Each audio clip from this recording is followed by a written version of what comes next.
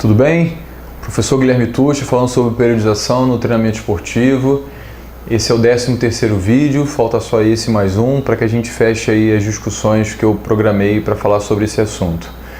A minha intenção agora é trazer um pouquinho da minha prática com a periodização para que vocês entendam. É lógico, para poder falar isso tudo teria que ficar aqui vários dias, mas para que vocês tentem perceber como é que eu lido com os conceitos que eu falei anteriormente na prática. E eu vou trazer dois exemplos. Vou trazer o exemplo da equipe GT Swim, que era um conjunto de jovens em processo de formação esportiva na natação. E vou trazer um exemplo de um atleta de triatlon que a gente está acompanhando desde o semestre passado, que participou já de campeonatos mundiais, foi o primeiro na categoria dele no brasileiro do ano passado, então atleta de um desempenho aí bem interessante, tá bom? Se a gente for pensar na GT Swim, eu tinha uma programação baseada num grupo.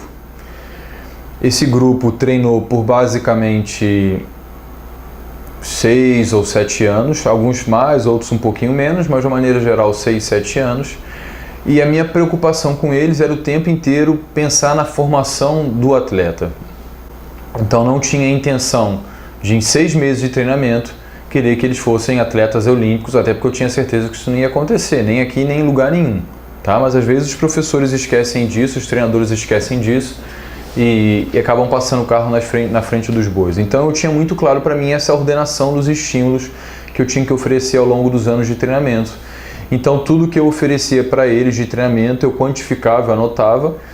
Eu fiz uma planilha no Excel que eu conseguia quantificar lá os estímulos que eles faziam em aeróbico fraco, médio, intenso, os estímulos de velocidade, os estímulos anaeróbicos, os estímulos de técnica, o tempo que era dedicado à técnica, o tempo que dedicado a cada fundamento técnico dos nados. Então a distância que eles nadavam de pernada crawl, pernada costa, de braçada, de coordenação, tudo isso eu quantificava, isso no Excel. Não vou dizer que é bem tranquilo de fazer, mas isso no Excel se torna bem mais fácil.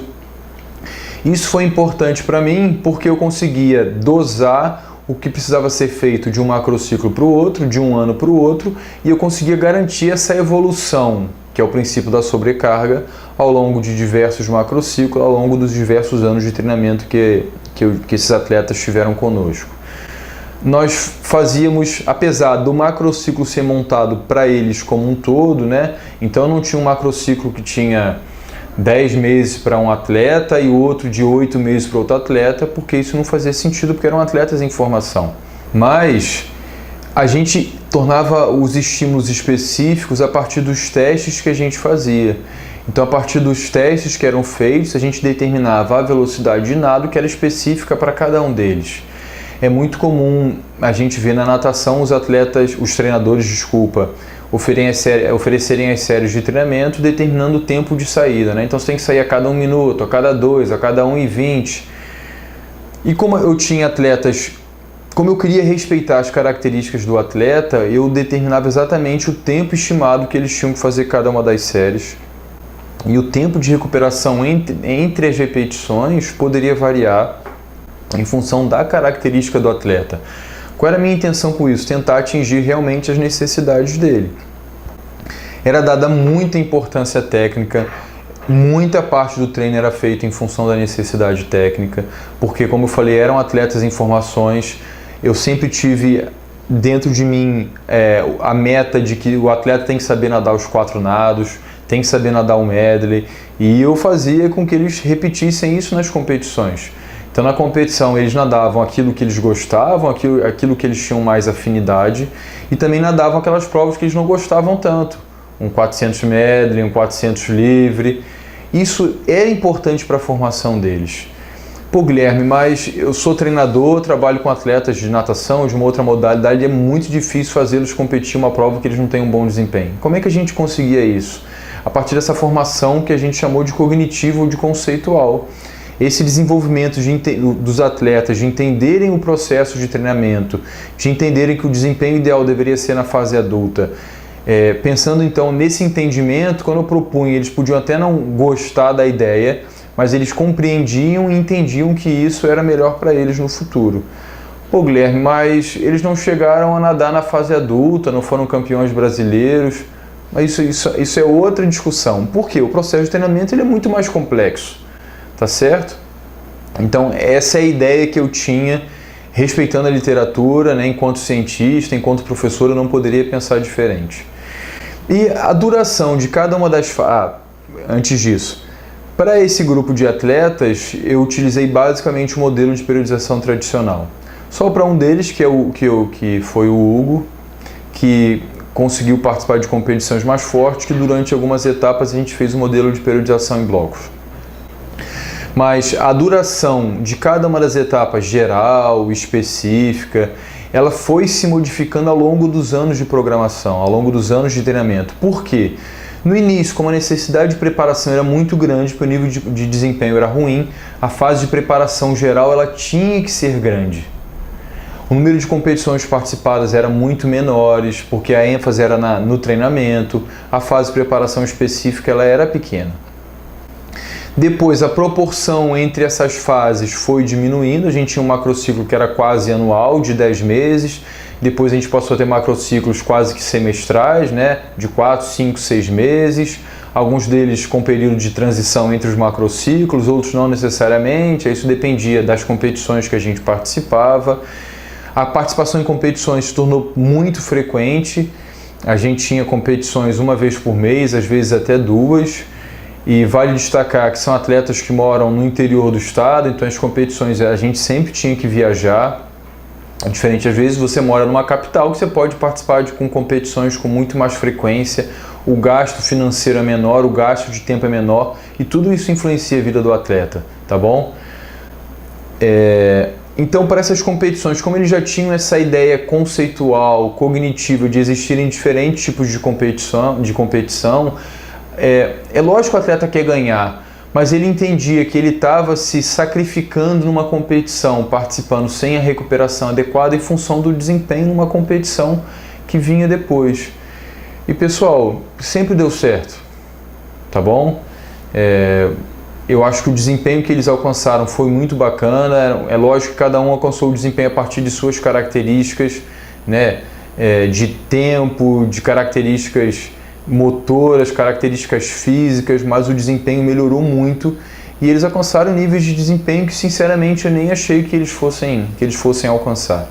Quando a gente participou das primeiras competições, a gente via aquela distância, né, entre o desempenho deles e o desempenho dos outros atletas, mas em poucos anos eles superaram a maior parte desses atletas nas diferentes provas que eles participavam, tá? E se a gente for pensar no Hugo, que foi o atleta aí que chegou a ser campeão estadual, participou de campeonatos nacionais de natação, uma coisa bacana que a gente vivenciou é quando a gente começou a encontrar outros atletas, né, de melhores desempenhos, os atletas conversam entre si, ele começou a me questionar algumas coisas. Por que a gente não treina mais vezes na semana? Por que a gente não treina assim? Por que a gente não treina assado? Eu falava, Hugo, por exemplo, a gente não treina mais vezes na semana porque treinando o que você treina, o seu desempenho é o suficiente para poder vencer. Por que eu vou treinar mais? Por que eu vou criar esse aumento abrupto de treinamento, de volume de treinamento, em função do quê? Isso tem que ser feito de forma paulatina, tem que ser feito de forma organizada, né? A gente tem que pensar o porquê disso. Eu não vou aumentar o treino, não vou mudar o meu treino, não vou mudar a proposta de uma série de treino que eu ofereço porque um outro atleta faz.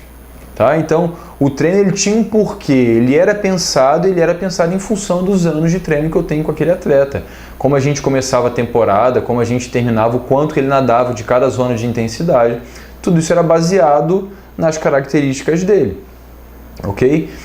A experiência mais recente que a gente tem com o atleta de triatlon, por exemplo, para essa temporada ele tem uma competição de nível mundial que a gente tem o objetivo de ir, que ele foi convidado em função dos desempenhos nos anos anteriores, que é no finalzinho de agosto. Então a gente está organizando 3 macrociclos. Esse primeiro macrociclo, como está mais distante da competição, ele tem uma característica mais do modelo tradicional e depois a proposta é que a gente faça 2 macrociclos mais baseados no modelo de periodização em blocos. Por que a proposta? Porque tudo depende de como as coisas forem andando. A gente tem uma organização, mas quanto mais distante do momento atual, mais se torna fictício, mais se torna planejamento e organização. A nossa ideia é chegar lá. Se ao longo do processo de desenvolvimento dele a gente for percebendo que não é a melhor decisão a ser tomada, a gente muda a estratégia para a gente corrigir. Não é porque decidiu isso agora que tem que ser assim até o final. E diferente da proposta anterior, que eram com jovens em formação, que a gente tem um atleta da categoria adulta, formado, tecnicamente bom nas 3 modalidades do triatlon. A maior parte das vezes os atletas tem mais dificuldade na natação, não é o caso desse nosso atleta, porque na verdade ele é oriundo da natação, então tecnicamente ele é muito bom. Então nossa preocupação é muito mais na ordenação das capacidades motoras, pensando na evolução física, do que essa correção técnica. Se fosse um atleta da mesma idade, com mesmas características em termos de disponibilidade, mas que tivesse necessidades técnicas de correção, a gente precisaria investir tempo do treino em correção técnica, não tem como ser diferente disso. Quando a gente começou a montar o treino dele, ele já competia, então ele já tem um lastro no triatlon bem bacana, e a gente precisou acertar os ponteiros, né? Então o que você já faz, qual é a sua ideia de treinamento, o que você acha, quais são os seus pontos fortes, seus pontos fracos. A gente também discutiu, mostrou o nosso ponto de vista, né, os professores da GT Swim, para que a gente entrasse num acordo. E aqui tem um exemplo para vocês. Ele treinava e participava das competições com uma cadência de pedal que a gente considera como mais baixa, por volta aí de 70. E o argumento dele era que ele fazendo o pedal com essa cadência mais baixa, ele podia imprimir uma cadência mais alta na corrida em função de um menor estresse, vamos dizer assim, do sistema nervoso, que talvez seja mais necessário para uma cadência mais elevada. Só que a gente acredita que ele deva pedalar numa cadência levemente superior, aí por volta de 80, 90, porque a gente considera que é uma cadência mais econômica, tá bom?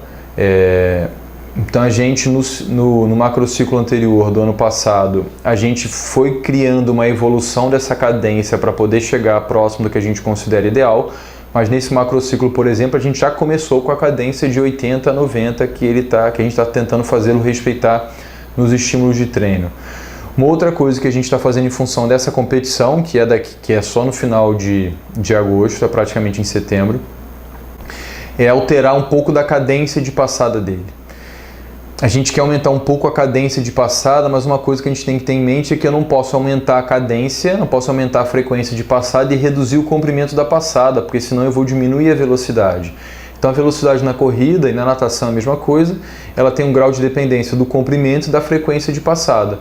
A gente quer que ele aumente a frequência de passada, mantendo o comprimento, para poder se tornar um pouco mais veloz, que é uma necessidade que ele tem para essa competição. Ele considera isso como um ponto fraco dele. E a gente está induzindo isso no treinamento dele, para a gente ver o comportamento, se vai surtir um efeito positivo ou não, para que a gente mantenha isso ou modifique ao longo da programação para a competição. Então, são 2 exemplos que eu trouxe para vocês. Se tiverem alguma dúvida, são tanto com atletas aí em formação, esse exemplo que a gente trouxe do triatlo, ou outro exemplo qualquer, pode escrever para a gente, tá bom? Um grande abraço.